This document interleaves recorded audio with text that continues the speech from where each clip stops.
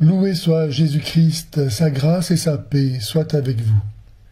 Dimanche dernier, nous célébrions la Pentecôte qui clôt le temps pascal et la grande célébration du mystère de notre salut. Et aujourd'hui, l'Église célèbre le mystère de la Sainte Trinité, tant il est vrai que l'Esprit Saint nous a été envoyé pour nous introduire dans la relation qui unit le Père et le Fils. Célébrer la Sainte Trinité, en tant que telle, est donc la source d'une grande joie et répond à une nécessité surnaturelle chaque jour plus grande, puisque la Sainte Trinité est non seulement à la source, mais au terme de la vie chrétienne.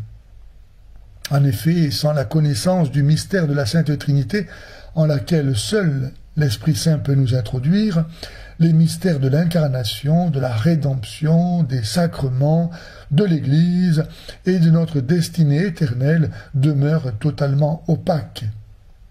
Mais comment dire que Dieu est unique, ce que nous confessons chaque dimanche au début de notre credo, en disant « Je crois en un seul Dieu », n'en déplaise aux Juifs et aux musulmans, et dire en même temps que Dieu est trois personnes divines.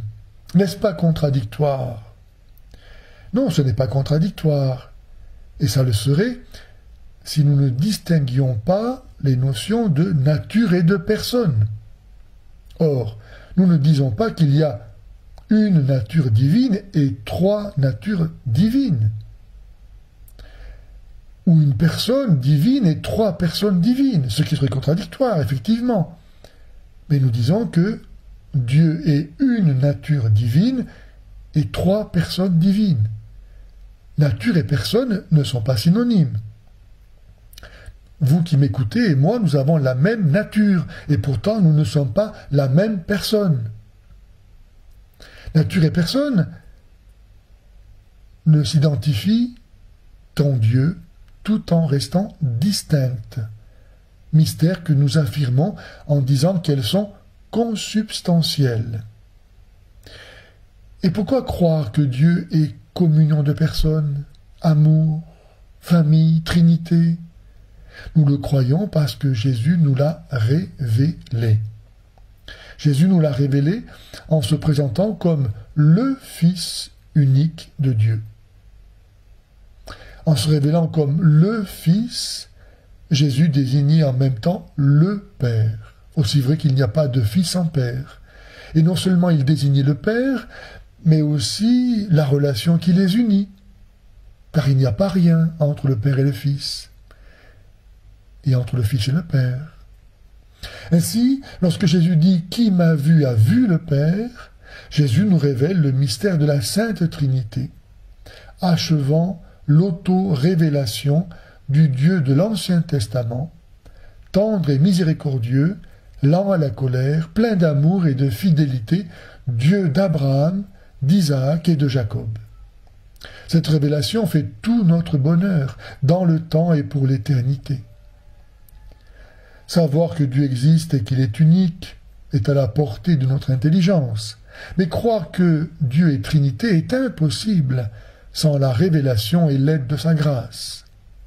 Et même à supposer que nous aurions pu imaginer le mystère de la Sainte Trinité, ce n'est pas pour autant que nous pourrions croire en elle, car penser une chose n'équivaut pas à reconnaître son existence. Puisque Dieu s'est donné à connaître, comment mieux l'en remercier qu'en cherchant à entrer toujours plus profondément dans cette connaissance qui est vie éternelle. Reconnaître que Dieu existe peut se faire sans l'aide de la révélation. Il suffit de constater qu'ici-bas, rien n'existe par soi-même. En effet, si tel n'était pas le cas, alors chaque être aurait en soi l'existence et ne pourrait donc pas ne pas exister, existerait donc toujours, ce qui est manifestement faux, car tout meurt, telle est la loi universelle. Ainsi, tout ce qui existe existe nécessairement par un autre, qui, lui, existe nécessairement par lui-même. Cet être qui existe par lui-même et qui donne à tous d'être, on l'appelle Dieu. Dieu est l'être existant par lui-même. C'est sous ce nom qu'il s'est révélé à Moïse, en lui disant « Tel est mon nom, je suis celui qui est ». Autrement dit, je suis l'être, celui qui ne peut pas ne pas être. Jésus a revendiqué, et au prix de sa vie, être Dieu en s'attribuant le nom divin. Avant qu'Abraham existât, je suis. Si vous ne croyez pas que je suis, vous mourrez dans vos péchés. Ainsi, partant de la certitude que Dieu existe, qu'il est l'être existant par lui-même, sans faire violence à la logique, il est possible de distinguer dans le mouvement par lequel Dieu advient éternellement à lui-même l'être qui se veut, l'être qui est voulu et la volonté d'être. Ou encore, dans le mouvement par lequel il s'engendre éternellement lui-même, il est possible de distinguer l'engendrant, l'engendré et l'engendrement. Ces trois sont chacun et tous ensemble le même et unique être. C'est pourquoi Jésus dit « Le Père et moi, nous sommes un ». Certains diront que cette phrase ne mentionne que le Père et Jésus, et ne rend donc pas témoignage de la Trinité. Sauf qu'à bien y regarder, Jésus affirme non seulement l'existence du Père et du Fils, mais aussi leur unité, qui est précisément l'Esprit Saint. En nous révélant le mystère de la Trinité, Jésus nous a révélé que Dieu est relation, qu'il est donc en lui-même vie, fécondité, amour, à la différence du Dieu juif et musulman, qui étant seul n'existe pas. Nous pouvons encore considérer que n'étant pas matière, parce que la matière limite et que cela est contraire à la perfection, Dieu est esprit. Or, un esprit est une intelligence qui produit une pensée, qui s'exprime par une parole intérieure. Aussi Dieu, qui se connaît nécessairement lui-même, puisqu'il se donne à lui-même d'exister, et a même donné aux hommes de pouvoir connaître. Dieu donc se connaît en s'exprimant en une parole qui est la totale connaissance qu'il a de lui-même, la pure identité de son être infini, Dieu né de Dieu, que l'on appelle le Fils, en tout semblable au Père. Qui d'autre en effet que Dieu peut dire Dieu? C'est ce que saint Jean écrit au début de son évangile. Au commencement était le Verbe, la parole, et le Verbe était en Dieu, et le Verbe était Dieu. Dieu ne peut pas ne pas s'aimer lui-même, sinon il ne se voudrait pas.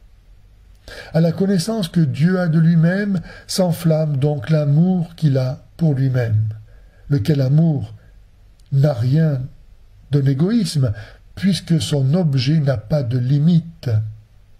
Or, qui d'autre que Dieu peut aimer Dieu comme Dieu mérite d'être aimé? Le Saint-Esprit est l'amour de Dieu. Dieu procédant du Père qui s'exprime dans le Fils et du Fils exprimant en retour le Père. Il est le lien, l'unité du Père et du Fils, celui par qui se boucle le cycle intérieur de la vie divine. Voilà pourquoi le Saint-Esprit nous a été envoyé à la Pentecôte, pour que par lui nous aimions Dieu de l'amour dont Dieu s'aime lui-même. Notre vie pourrait-elle avoir un destin plus grand, plus beau, plus désirable que celui de devenir participant de la nature divine? Voilà pourquoi, comme le demandait saint Paul dans la deuxième lecture, nous ne pouvons pas ne pas être dans la joie. Nous ne pouvons pas ne pas chercher la perfection. Nous ne pouvons pas ne pas aimer, nous aimer les uns les autres, de l'amour dont Dieu nous aime. En vérité, n'est chrétien que celui qui entretient une relation personnelle avec chacune des trois personnes divines, dans l'unité de leur commune nature, et qui ainsi se découvre lui-même personne. Unis à Dieu par l'amour, nous pouvons nous aimer de l'amour dont Dieu nous aime, à en mourir, comme Jésus vient nous le montrer à chaque messe, en rendant présent son sacrifice, afin que nous y participions, en nous donnant nous-mêmes à Dieu, totalement, réellement, définitivement, immédiatement. Dieu est amour, et non pas assassin, comme Allah.